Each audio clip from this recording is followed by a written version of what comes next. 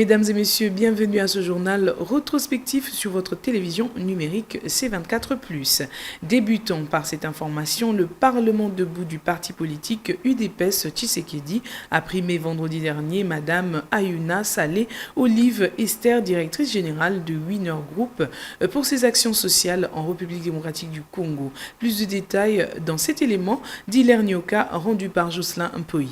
Dans les soucis de matérialiser la vision du chef de l'État, Félix Antoine Tshisekedi, visant à améliorer les sociales de la population congolaise, que Madame Ayuna Saleh Olive Esther a été dénichée, présentée et promue vendredi 25 août par le Parlement debout de l'UDPS Tshisekedi. Devant ses pairs, Ayuna Saleh a reçu un diplôme de mérite aperçu comme un coup de pouce à la carrière politique de cette digne fille du pays. Vraiment, c'est un jour béni pour moi. Donc je me dis que je ne suis pas seule dans ce monde ici. Il y a quand même quelques personnes. Il faut que moi je suis en train de me battre. Et on prend vraiment beaucoup de risques. Surtout nous qui allons vraiment au fin fond. Et nous arrivons dans un territoire où Babazali sceptique. Mais Toza pour poser vision à chef de l'État. Je pense que nous devons vraiment accompagner notre chef de l'État.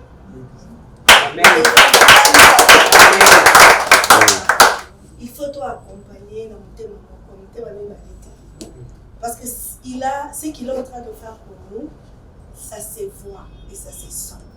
Ayuna Saleh Olive Esther, de son vrai nom, aura la lourde tâche de travailler sur le social de ses compatriotes davantage.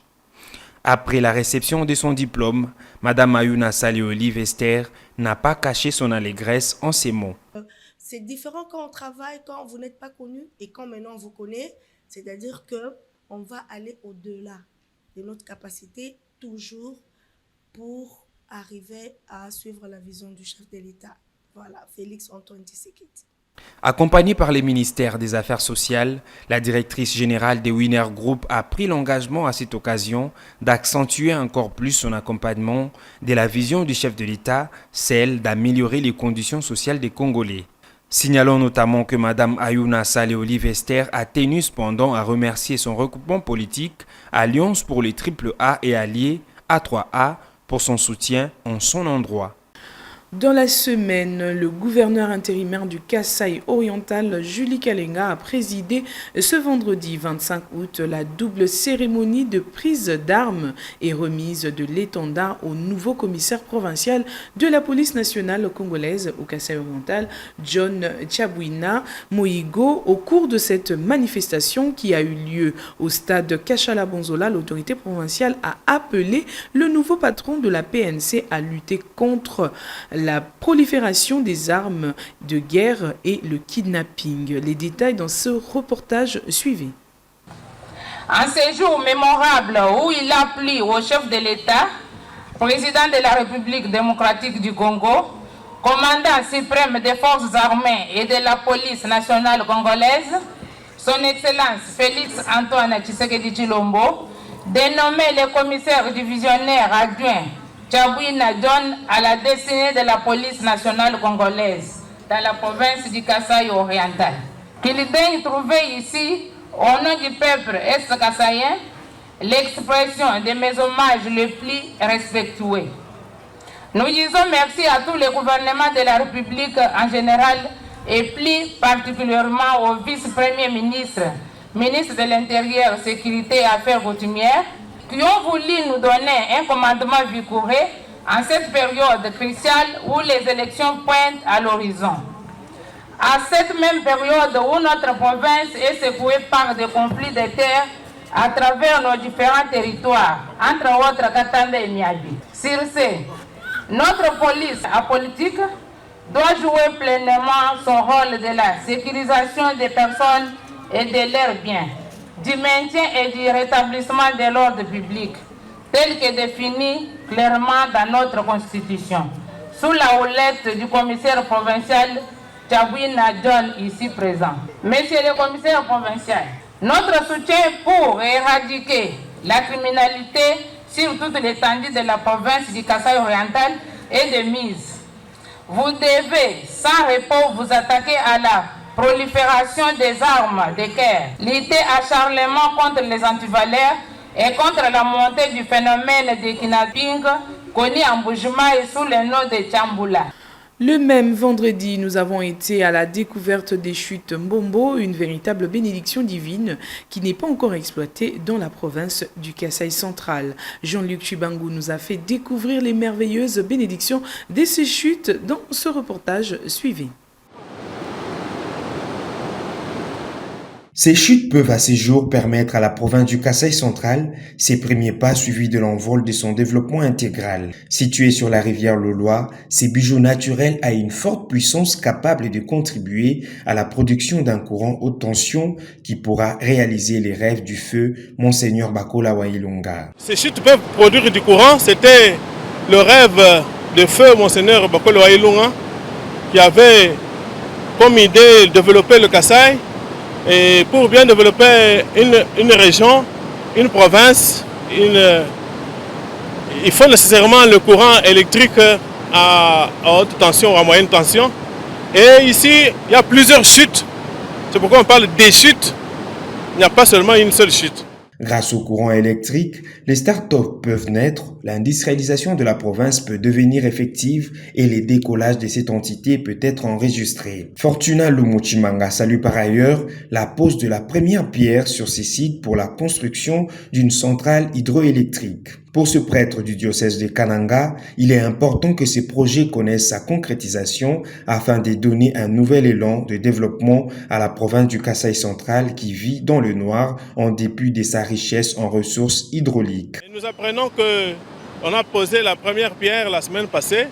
Nous espérons cette fois-ci que cela va devenir réalité, qu'on va construire une centrale hydroélectrique où les dispositions naturelles se présentent comme favorables à produire le courant qui peut servir le Kasaï et probablement aussi possiblement les autres provinces.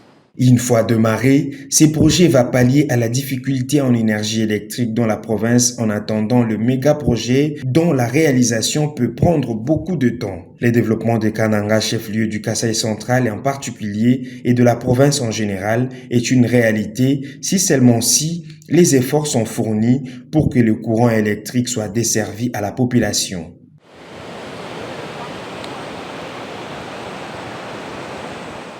Jeudi 24 août, nous avons parlé de la province du Kasaï oriental encore une fois où la gouverneure Julie Kalenga a effectué une visite d'inspection des travaux de construction et modernisation de la nationale numéro 1 et les travaux de lutte anti-érosive exécutés dans la commune de Bipemba. Suivez ce reportage. Sur place à Bipemba, la chef de l'exécutif provincial, qu'accompagnait le membre du comité provincial de sécurité, les directeurs des cabinets adjoints du ministre d'État en charge des infrastructures et travaux publics, Toby Kayumbi, les directeurs provinciaux de l'Office des voiries et des drainages et d'autres responsables des services techniques provinciaux et accueillis par la bourgmestre de la commune Irène Mbalaï. Ils ont parcouru 4 sites, d'abord sur la route nationale numéro 1, où elle s'est arrêtée à plusieurs endroits pour s'enquérir de l'évolution des travaux. Elle a reçu des explications de la part des responsables de l'entreprise attributaire Sam Kret. Des Tiobachim, passant par l'érosion Mutombokachi sur l'avenue Zahir, avant de chuter au site Tatukaninda sur l'avenue Kikwit, l'autorité provinciale a eu le temps d'échanger avec la population sur son parcours.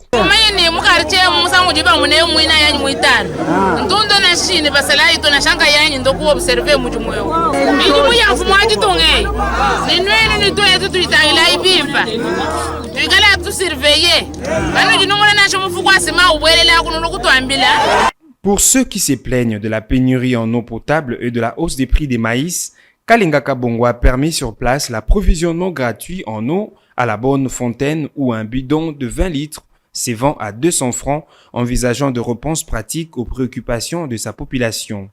Comme la bourgmestre de la commune qui a trouvé satisfaction à tous ces plaidoyers présentés à la première autorité de la province. Cette visite pour la population de Bipemba qui n'a aucune route asphaltée et aujourd'hui maman a visité, elle s'est enquérée de toutes les situations qui dérangeait vraiment la commune. Sa bravoure, elle va pouvoir nous aider à désenclaver la commune, à achever tout ce qu'il y a comme artère entamé par l'OVD via Safinex et GIA. Même l'émissaire du ministre d'État en charge des infrastructures, Toby Kayumbi, a eu bonne impression sur l'état d'avancement des travaux et a remercié l'autorité pour les efforts consentis. Du moment, les sociales de notre pays ne permettent pas que nous puissions tout avoir. Et je vis là, il a donné l'instruction, il a donné l'argent de sa propre poche pour qu'on puisse servir cette population de l'eau. Voilà les actes que nous louons. Et j'encourage et je peux demander à l'autorité provinciale de vraiment compter sur le ministère des Infrastructures. Qu'à chaque fois qu'il y a un problème, nous serons là pour les accompagner. L'élan pris par la gouverneure intérimaire Julie Kalenga Kabongo dans le travail des suivis des travaux publics sur l'ensemble de la ville et la province va permettre une transformation de la province dans la vision du chef de l'État, Félix-Antoine Tshisekedi Tshilombo. Nous avons aussi parlé de la sécurité routière dans la ville-province de Kinshasa avec la mesure de repeindre tous les taxis et taxibus en jaune. Une disposition prise depuis la Deuxième République, puis renforcée en juin 2018 par les autorités de la Quatrième République en vue de lutter contre la clandestinité dans le transport en commun dans la capitale congolaise. Suivez cet aperçu historique des taxis jaunes rendus par Basile Mouya. La ville-province de Kinshasa a une identité dans la circulation routière. Les célèbres taxis jaunes en font la preuve. À l'instar des taxis jaunes retrouvés à New York, cette mesure a été prise pour la toute première fois par le gouverneur de Kinshasa, Paul Kabaïdi Wakabaïdi, vers les années 80. Elle a été subséquemment réitérée en juin 2018 sous André Kimbuta. Tous les véhicules de transport en commun devaient repeindre leur engin en jaune. Objectif affiché, lutter contre les taxis clandestins et les ravisseurs de l'époque qui enlevaient et dépouillaient leurs passagers. Sa faiblesse, cette mesure n'a toujours pas résolu tous les problèmes de sécurité.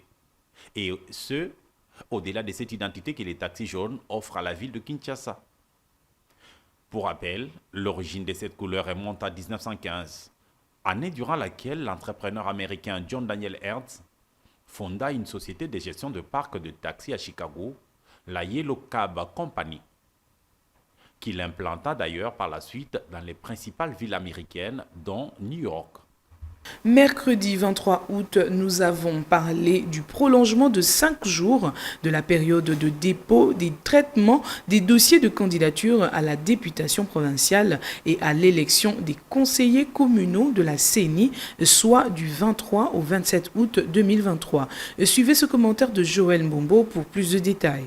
La prorogation va du 23 au 27 août en cours, selon les communiqués de la CENI rendus publics mardi dernier. Les raisons avancées pour ces reports sont notamment l'effet que certains BRTC n'avaient encore enregistré un seul dossier de candidature. Les défis logistiques persistent dans les camps de parties prenantes concernés pour la constitution et les dépôts des dossiers de candidature. La CENI va ainsi garantir l'équité de traitement entre les compétiteurs et assurer l'inclusivité du processus électoral.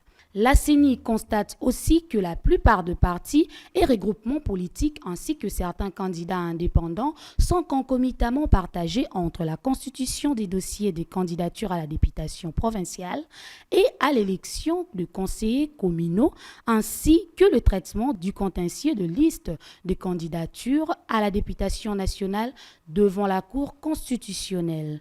Les élections communales sont reportées en 2024 dans certaines entités territoriales secouées par des conflits de pouvoir coutumiers et ceux des délimitations administratives. Un calendrier aménagé sera publié dans le meilleur délai, rassure la CENI à ceux qui ont déjà payé leur caution. La CENI précise que les élections auront bel et bien lieu dans les communes situées dans les chefs-lieux de province. La période d'ajout, du retrait ou de la substitution de dossiers ira du 28 au 1er septembre 2023. La convocation du corps électoral pour la présidentielle est prévue le 1er septembre.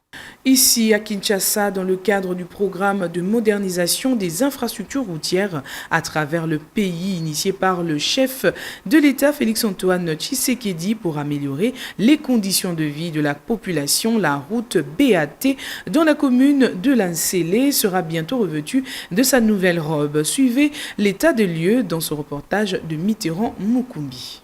Exécutés par l'Office de voirie et drainage, entreprise adjudicatrice, les travaux d'asphaltage de la route BAT viennent soulager et redonner le sourire aux habitants vivant ces coins. Inscrit dans un objectif plus large, le désenclavement des quartiers de la capitale, le lancement de ces travaux reflète la volonté des autorités de promouvoir le développement des infrastructures pour les bénéfices des citoyens. Lancé au mois de juillet de l'année en cours par le ministre des Infrastructures et Travaux publics, Alexis Gisaro, ces travaux seront réalisés sur une longueur de 3 km pour une durée de 6 mois. Ces tronçons sera le premier à être asphalté, soit construit dans ces coins de la capitale, sous la bonne volonté du chef de l'État.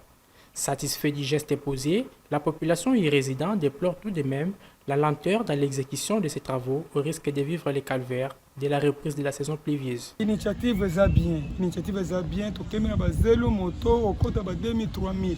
Mais l'eau est pleine de passe ming, c'est long travail, matériel vraiment moussa les athées. Babandé moussa bientôt sur le 19, c'est 2 mois, mais c'est long progression, ils ont pensé. Mais l'initiative est bien. Pour vivre bamboula yaya et permettre moussa que les bossos sur tes batailles régionaux et peuvent se passer dans le tambola. L'initiative est bien. Mais des promotions prennent mingi, travail est trop lent, matériel moussa là, ils ont pensé. C'est bien. Idée à président de la République, ensemble na skafunaye. Mais des batailles bangé pour na lire na matériel ba okende. 3 décembre ba atteindre ta bonjour te. Et ko beba na bamboula to mai ko yeko tondo. Rappelons que le gouvernement des Warriors, par le truchement du ministère des Infrastructures et Travaux publics, milite jour et nuit pour améliorer les conditions de vie des Congolais dans les secteurs des infrastructures. Le mardi 22 août, nous avons parlé de l'amélioration de la qualité de l'enseignement par la bonne gouvernance et la redevabilité. Tel était le thème de la revue annuelle des performances qui a été organisée par le ministère de l'enseignement primaire, secondaire et technique allant du mardi 22 au jeudi 24 août à Kinshasa. Présente à ces assises, Madame Priska Luanda Kamala, ministre provinciale de l'éducation du Nord Kivu et qui avait soutenu et qu'elle y participait pour préparer la rentrée scolaire qui pointe à l'horizon et s'assurer des dispositions prises par le gouvernement pour les déplacés de l'Est du pays. Elle l'avait dit au micro de Hilaire Nyoka. Suivez. La rentrée scolaire qui pointe à l'horizon ici les 4 septembre. Alors c'est dans ces cadres que nous sommes venus. Vous savez, au Nord Kivu, nous avons autant de difficultés, beaucoup de problèmes, parce que nous sommes une province en guerre. Et c'est vraiment très important que nous puissions échanger avec le ministre national de l'Université pour voir quelles sont les dispositions à prendre par rapport à la qualité de l'enseignement qui sera donné au cours de cette année qui commence bientôt. Comme vous le savez, chez nous, nous avons beaucoup de déplacés et ce sera très important que les gouvernements nationaux puissent prendre des dispositions pour voir comment ces enfants peuvent étudier comme les autres. Surtout que le thème de cette année, c'est la qualité de l'éducation, comment améliorer la qualité de l'éducation. Et nous pensons que les enfants du Nord seront aussi bénéficiaires de cette année. Les dispositions sont prises là où il y a la paix. Comme d'habitude, comme chaque année, il y a des réunions préparatoires qui ont eu lieu et des dessins sur le terrain que nous avons nous-mêmes effectués. Et comme je l'ai dit tantôt, il se pose encore un problème dans des zones à conflit ou les zones occupées par les rebelles démonstratoires. Donc jusque-là, ces enfants sont en difficulté. Mais pour d'autres endroits non occupés, la situation se passe bien. En santé, nous vous avions fait découvrir les cliniques universitaires de Kinshasa où il y a eu acquisition de plusieurs matériels modernes qui facilitent le bon fonctionnement de cette structure médicale sous tutelle de l'université de Kinshasa. Découvrez le département de radiologie et imagerie médicale et aussi celui de biologie avec ses différents laboratoires rénovés dans ce reportage de Christian Kazembe. Avec ses 12 départements subdivisés en 2 ou plusieurs services connexes et sa capacité de 648 lits opérationnels, les cliniques universitaires de Kinshasa, CUK en sigle, figurent parmi les plus grandes institutions hospitalières à caractère public de la République démocratique du Congo. Créées en 1957, ces cliniques totalisent 66 ans d'existence à ce jour. Elle fonctionne sous tutelle de la faculté de médecine de l'université de Kinshasa pour ce qui est de l'administration des soins et tout ce qui est de sa gestion financière, elle est assurée par un comité directeur. Depuis l'avènement de ce nouveau comité directeur, il y a visiblement un vent nouveau de rénovation et d'innovation pour chacun de 12 départements des cliniques universitaires. Ce département bénéficie dans l'un ou plusieurs de ses services des nouvelles acquisitions, soit d'une réhabilitation dans l'un ou plusieurs, avec pour seul objectif assurer une meilleure prise en charge des malades, tout cela sur fonds propres.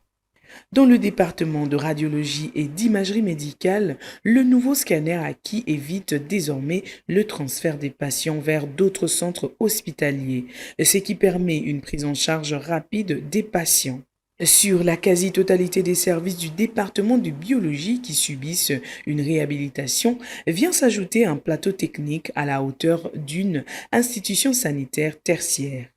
Nous avons acquis l'automate Mindray BS 240, si vous pouvez voir là. Avec ça, et nous pouvons réaliser pas mal d'analyses, les analyses biochimiques nous pouvons réaliser avec ce nouveau appareil Mindray 240. Et avec ça, l'appareil est connecté à l'ordinateur. Après les analyses, nous pouvons imprimer. L'Humalite, ici, c'est pour les analyses de l'ionogramme. Et avec ça, nous pouvons faire beaucoup d'électrolytes, au moins 4. Au laboratoire de microbiologie, il y a une nette amélioration de l'environnement de travail avec la paillasse neuve pour un bon espace d'examen. L'incubateur, c'est un équipement très essentiel. Nous avons également acquis un frigo qui est neuf. Et puis, comme vous remarquez aussi dans la salle est climatisée. Donc la personne qui travaille dans de bonnes conditions. Alors dans le frigo, on peut mettre les milieux de culture qu'on a déjà préparés et même aussi les échantillons.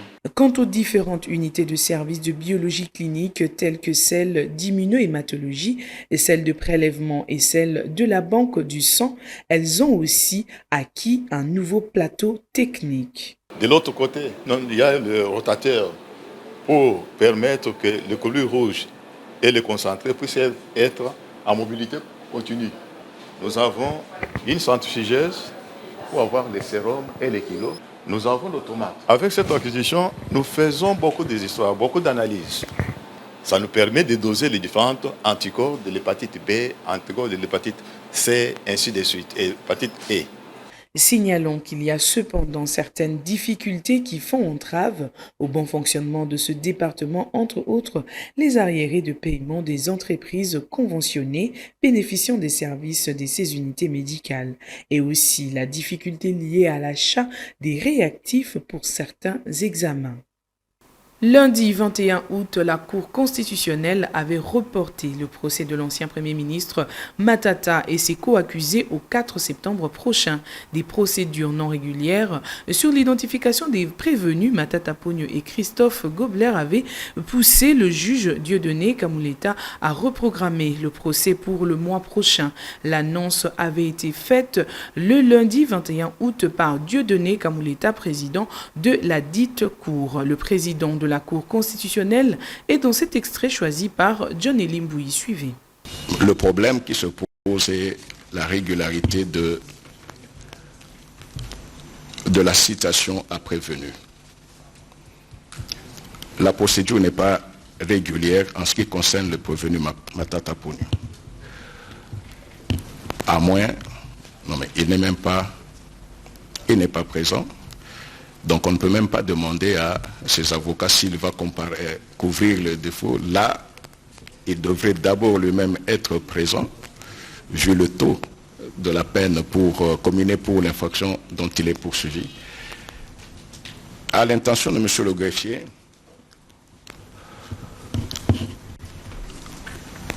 relancer la procédure en ce qui concerne